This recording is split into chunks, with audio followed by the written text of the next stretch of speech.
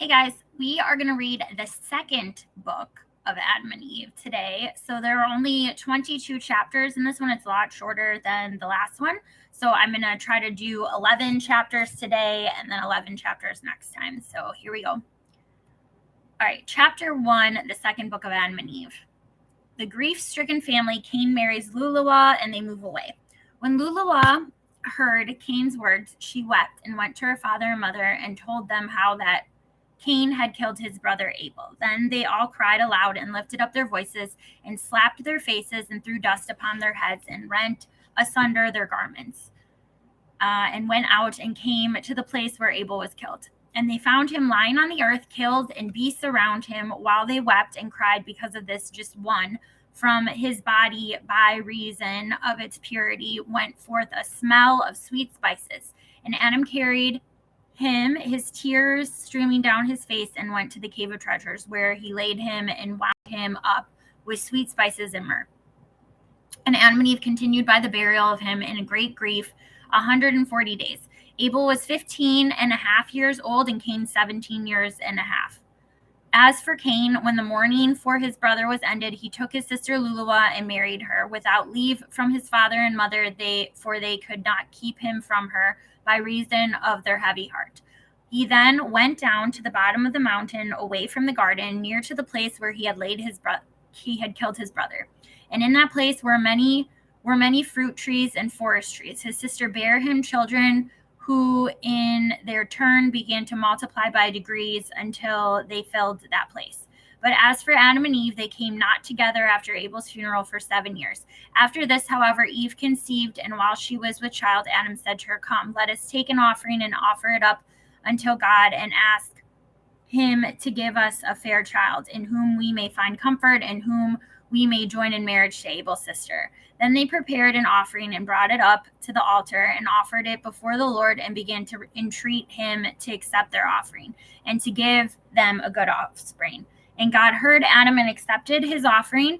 Then they worshipped Adam, Eve, and their daughter, and came down to the cave of treasures and placed a lamp in it to burn by night and by day before the body of Abel. Then Adam and Eve continued fasting and praying until Eve's time came that she should be delivered, when she said to Adam, "I wish to go to the cave in the rock to bring forth in it." And he said, "Go and take with thee thy daughter to wait on thee, but I will remain in this cave of treasures before the body of my son Abel." Then Eve hearkened to Adam and went, she and her daughter, but Adam remained by himself at the cave of treasures. Okay, chapter 2. A third son is born to Adam and Eve. And Eve brought forth a son, perfectly beautiful in figure and in countenance. His beauty was like that of his father Adam, yet more beautiful. Then Eve was comforted when she saw him, and remained 8 days in the cave. Then she sent her daughter unto Adam to tell him to come and see the child and name him. The daughter stayed in his place by the body of her brother until Adam returned. So did she. But when Adam came and saw the child's good looks, his beauty, and his perfect figure, he rejoiced over him and was comforted for Abel. Then he named the child Seth. That means that God has heard my prayer and has delivered me out of my affliction. But it means also power and strength. Then after Adam named the child, he returned to the cave of treasures, and his daughter went back to her mother. But Eve continued in her cave until 40 days were fulfilled, when she came to Adam and brought with her the child and her daughter. And they came to a river of water, where Adam and his daughter washed themselves because of their sorrow for Abel, but Eve and the babe washed for purification. Then they returned and took an offering and went to the mountain and offered it up for the babe, and God accepted their offering and sent his blessing upon them and upon their son Seth. And they came back to the cave of treasures. As for Adam, he knew not again his wife Eve all the days of his life, neither was any more offspring born of them, but only those 5, Cain, Luluwa, Abel, Akliah, and Seth alone. But Seth waxed in stature and in strength, and began to fast and pray fervently. Chapter 3. Satan appears as a beautiful woman, tempting Adam, telling him he is still a youth. Spend thy youth in mirth and pleasure, the different forms which Satan takes. As for our father Adam, at the end of 7 years from the day he had been severed from his wife Eve, Satan envied him when he saw him thus separated from her, and strove to make him live with her again. Then Adam arose and went up above the cave of treasures and continued to sleep there night by night. But as soon as it was light every day, he came down to the cave to pray there and to receive a blessing from it. But when it was evening, he went up on the roof of the cave where he slept by himself, fearing lest Satan should overcome him. And he continued thus apart 39 days. Then Satan, the hater of all good, when he saw Adam thus alone, fasting and praying, appeared unto him in the form of a beautiful woman who came and stood before him in the night of the 40th day and said unto him, O Adam, from the time ye have dwelt in this cave, we have experienced great peace from you, and your prayers have reached us, and we have been comforted about you. But now, O Adam, that thou hast gone up over the roof of the cave to sleep, we have had doubts about thee, and a great sorrow has come upon us because of thy separation from Eve. Then again, when thou art on the roof of this cave, thy prayer is poured out, and thy heart wanders from side to side. But when thou waste in the cave, thy prayer was like fire gathered together. It came down to us, and thou didst find rest. Then I also grieved over thy children who are severed from thee, and my sorrow is great about the murder of thy son Abel, for he was righteous, and over a righteous man everyone will grieve. But I rejoiced over the birth of thy son Seth, yet after a while I sorrowed greatly over Eve, because she is my sister. For when God sent a deep sleep over thee and drew her out of thy side, he brought me out also with her. But he raised her by placing her with thee, while he lowered me. I rejoiced over my sister for her being with thee, but God had made me a promise before and said, Grieve not, when Adam has gone up on the roof of the cave of treasures and is separated from Eve his wife, I will send thee to him. Thou shalt join thyself to him in marriage and bear him 5 children, as Eve did bear him 5. And now, lo, God's promise to me is fulfilled, for it is he who has sent me to thee for the wedding. Because if thou wed me, I shall bear thee finer and better children than those of Eve. Then again, thou art as yet but a youth, and not thy youth in this world in sorrow, but spend the days of thy youth in myrrh and pleasure. For thy days are few, and thy trial is great. Be strong and end thy days in this world in rejoicing. I shall take pleasure in thee, and thou shalt rejoice with me in this wise and without fear. Up then and fulfill the command of thy God. She then drew near to Adam and embraced him. But when Adam saw that he should be overcome by her, he prayed to God with a fervent heart to deliver him from her.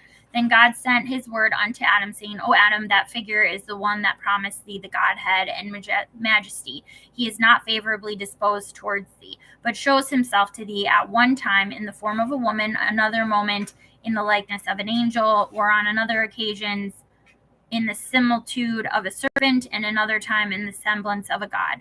But he does all that only to destroy thy soul. Now therefore, O Adam, understanding thy heart, I have delivered thee many a time from his hands, in order to show thee that I am merciful God, and that I wish thy good, and that I do not wish thy ruin.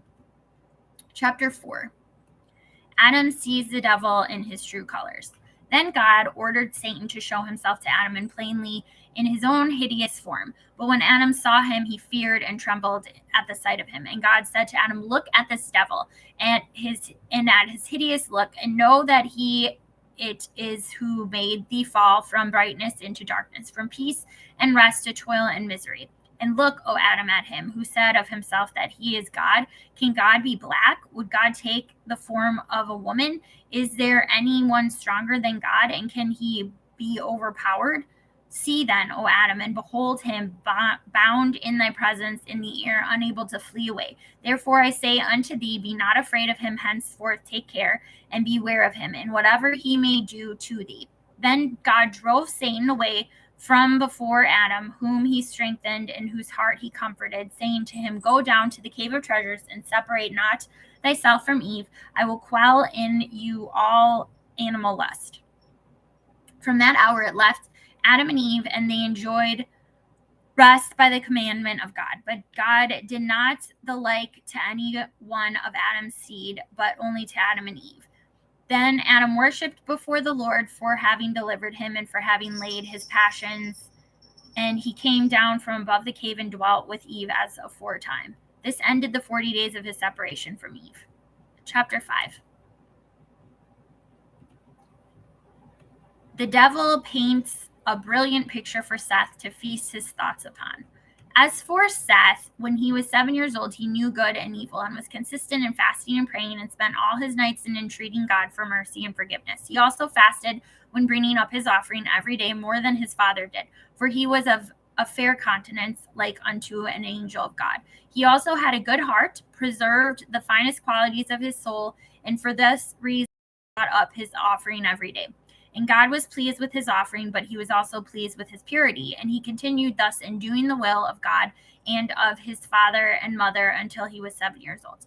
After that, he was coming down from the altar, having ended his offering. Satan appeared unto him in the form of a beautiful angel, brilliant with light, with a staff of light in his hand, himself girt about with a girdle of light. He greeted Seth with a beautiful smile and began to beguile him with fair words, saying to him, O Seth, why abidest thou in this mountain? For it is rough, full of stones and of sand and of trees with no good fruit on them, a wilderness without habitations and without towns, no good place to dwell in, but all is heat, weariness, and trouble.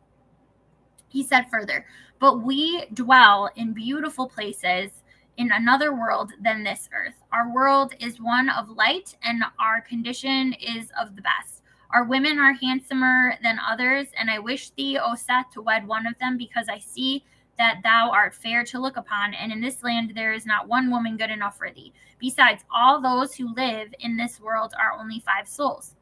But in our world there are very many men and many maidens, all more beautiful than one than another. I wish therefore to remove thee hence, and thou mayest see my relations, and be wedded to whichever thou likest. Thou shalt not then abide by me and be at peace. Thou shalt be filled with splendor and light as we are. Thou shalt remain in our world, and rest from this world and the misery of it. Thou shalt never again feel faint and weary. Thou shalt never bring up an offering, nor sue for mercy, for thou shalt commit no more sin, nor be swayed by passions. And if thou wilt hearken to what I say, thou shalt wed one of my daughters. For with us it is no sin to do, neither is it reckoned animalless. For in our world we have no God, but we all are gods. We all are of the light, heavenly, powerful, strong, and glorious. Chapter 6. Seth's conscience helps him. He returns to Adam and Eve. When Seth heard these words, he was amazed and inclined his heart to Satan's treacherous speech and said to him, Sayest thou there is another world created than this, and other creatures more beautiful than the creatures that are in this world? And Satan said, Yes, behold, thou hast heard me, but I will yet praise them and their ways in thy hearing. But Seth said to him, Thy speech has amazed me, and thy beautiful description of it all. Yet I cannot go with thee today, not until I have gone to my father Adam and to my mother Eve, and told them all thou hast said to me. Then if they give me leave to go with thee, I will come. Again Seth said, I'm afraid of doing anything without my father's and mother's leave, lest I perish like my brother Cain and like my father Adam, who transgressed the commandment of God. But behold, thou knowest this place. Come and meet me here tomorrow. When Satan heard this, he said to Seth, If thou tellest thy father Adam what I have told thee, he will not let thee come with me. But hearken to me, do not tell thy father and mother what I have said to thee, but come with me today to our world, where thou shalt see beautiful things and enjoy thyself there, and revel this day among my children, beholding them and taking thy fill of mirth, and rejoice evermore. Then I shall bring thee back to this place tomorrow, but if thou wouldst rather abide with me, so be it. Then Seth answered, The spirit of my father and my mother hangs on me, and if I hide from them one day, they will die, and God will hold me guilty of sinning against them. And except that they know I come to this place to bring up to it my offering, they would not be separated from me 1 hour. Neither should I go to any other place unless they let me. But they treat me most kindly because I come back to them quickly. Then Satan said to him, What will happen to thee if thou hide thyself from them one night and return to them at break of day? But Seth, when he saw how he kept on talking and that he would not leave him, ran and went up to the altar and spread his hands unto God and sought deliverance from him. Then God sent his word and cursed Satan, who fled from him. But as for Seth, he had gone up to the altar, saying thus in his heart, The altar is the place of offering, and God is there. A divine fire shall consume it, so shall Satan be unable to hurt me, and shall not take me away hence. Then Seth came down from the altar and went to his father and mother, where he found in the way, longing to hear his voice, for he had tarried a while. He then began to tell them what had befallen him from Satan under the form of an angel. But when Adam heard this account, he kissed his face and warned him against that angel, telling him it was Satan who thus appeared to him. Then Adam took Seth, and they went to the cave of treasures and rejoiced therein. But from that day forth, Adam and Eve never parted from him, to whatever place he might go, whether for his offering or for anything else. This sign happened to Seth when he was 9 years old. All right, chapter 7. Seth marries Achilea. Adam lives to see grandchildren and great-grandchildren. When our father Adam saw that Seth was of a perfect heart, he wished him to marry, lest the enemy should appear to him another time and overcome him. So Adam said to his son Seth, I wish, O my son, that thou wed thy sister Achilea, Abel's sister, that she may bear thee children who shall replenish the earth according to God's promise to us. Be not afraid, O my son, there is no disgrace in it. I wish thee to marry from fear lest the enemy overcome thee. Seth, however, did not wish to marry, but in obedience to his father and mother, he said not a word. So Adam married him to Achilea, and he was 15 years old. But when he was 20 years of age, he begat a son, whom he called Enos, and then begat other children than him.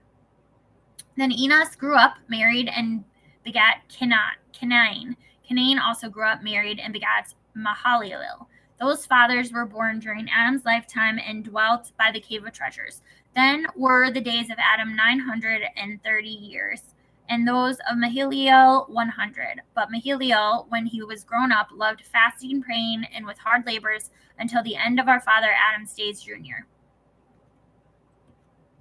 All right, chapter 8. Adam's remarkable last words. He predicts the flood. He exhorts his offspring to good. He reveals certain mysteries of life. When our father Adam saw that his end was near, he called his son Seth, who came to him in the cave of treasures, and he said unto him, O Seth, my son, bring me thy children and thy children's children, that I may shed my blessing on them ere I die. When Seth heard these words from his father Adam, he went from him, shed a flood of tears over his face, and gathered together his children and his children's children, and brought them to his father Adam. But when our father Adam saw them around him, he wept at having to be separated from them. And when they saw him weeping, they all wept together and fell upon his face, saying, How shalt thou be severed from us, O our father? And how shall the earth receive thee and hide thee from our eyes? Thus did they lament much, and in like words.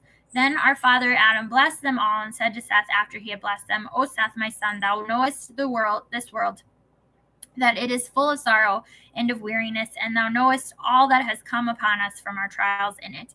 I therefore now command thee in these words to keep in innocency, to be pure and just, and trusting in God, and lean not to the discourses of Satan, nor to the apparitions in which he will show himself to thee. But keep the commandments that I give thee this day. Then give the same to thy son Enos, and let Enos give it to his son Canaan, and Canaan to his son Mahalalel, so that this commandment abide firm among all your children. O Seth, my son, the moment I am dead, take ye my body and wind it up with myrrh, aloes, and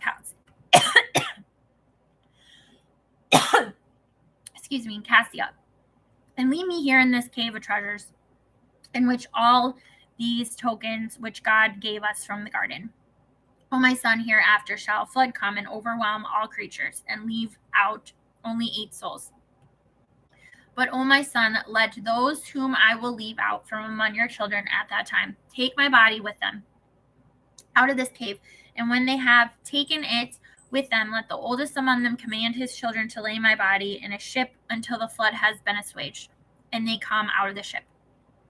Then they shall take my body and lay it in the middle of the earth, shortly after they have been saved from the waters of the flood. For the place where my body shall be laid is the middle of the earth. God shall come from thence, and shall save all our kindred.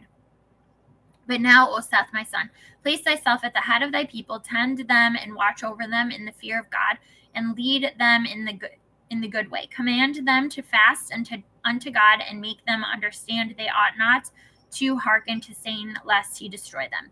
Then again, sever thy children and thy children's children from Cain's children. Do not let them ever mix with those nor come near them either in their words or in their deeds.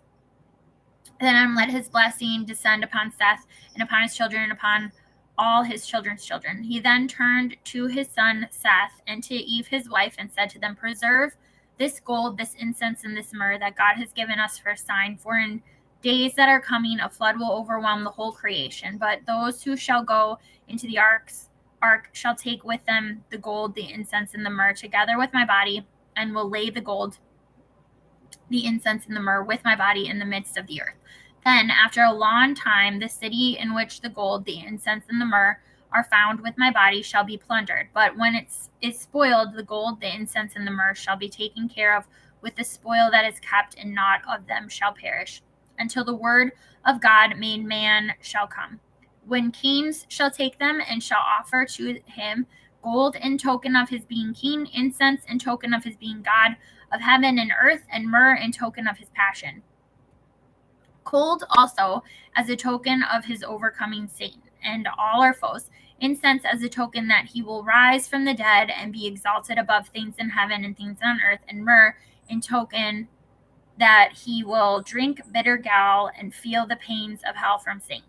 And now, O Seth, my son, behold, I have revealed unto thee hidden mysteries, which God had revealed unto me. Keep my commandment for thyself and for thy people. Chapter 9, the death of Adam. When Adam had ended his commandment to Seth, his limbs were loosened, his hands and feet lost all power, his mouth became numb, and his tongue ceased altogether to speak. He closed his eyes and gave up the ghost.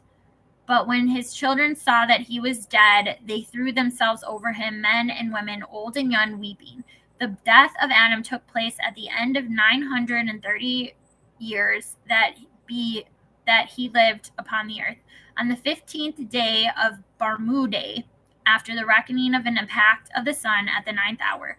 It was on a Friday, the very day on which he was created, and on which he rested, and the hour at which he died was the same as that at which he came out of the garden. Then Seth wound him up well and embalmed him with plenty of sweet spices from sacred trees and from the holy mountain. And he laid his body on the eastern side of the inside of the cave, the side of the incense, and placed in front of him a lampstand kept burning.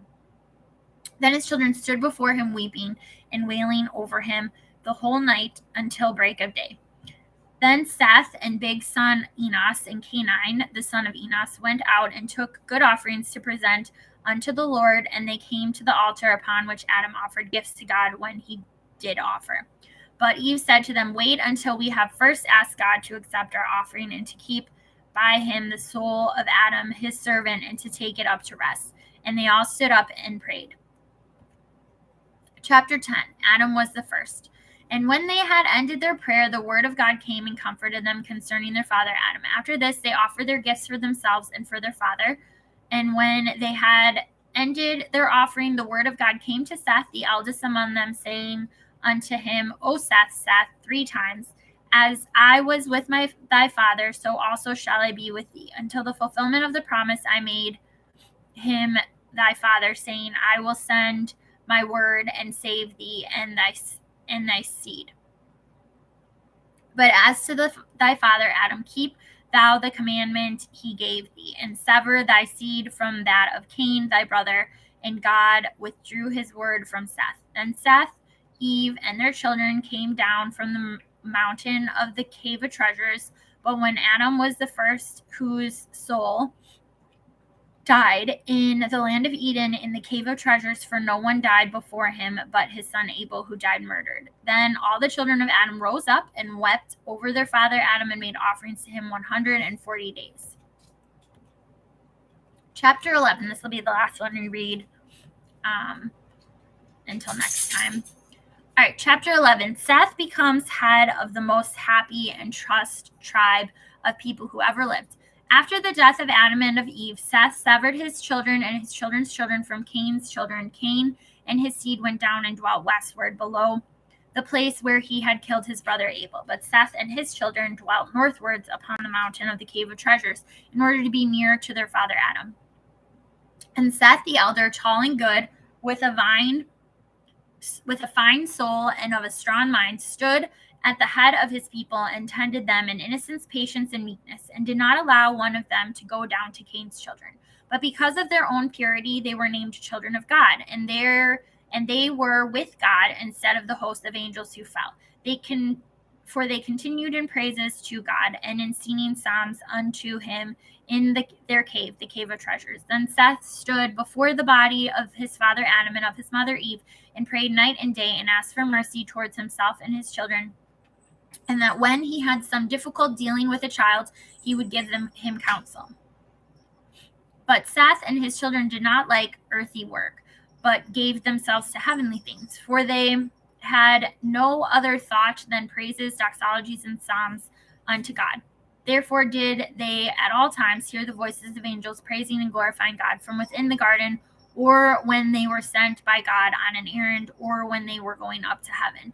For Seth and his children, by reason of their own purity, heard and saw those angels. Then again, the garden was not far above them, but only some 15 spiritual cubits. Now, one spiritual cubit answers to 3 cubits of a man, altogether 45 cubits. Seth and his children dwelt on the mountain below the garden. They sowed not, neither did they reap.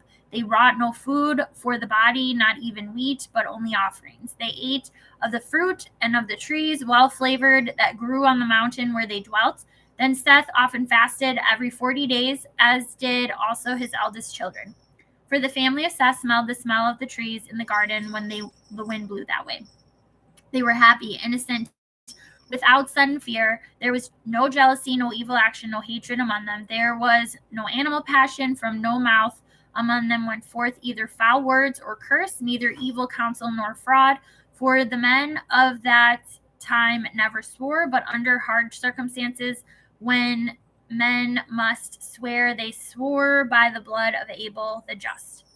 But they constrained their children and their women every day in the cave to fast and pray and to worship the Most High God. They blessed themselves in the body of their father Adam and anointed themselves with it. And they did so until the end of Seth drew near. Okay, and we'll read chapter 12 through 22 next time. Bye, guys.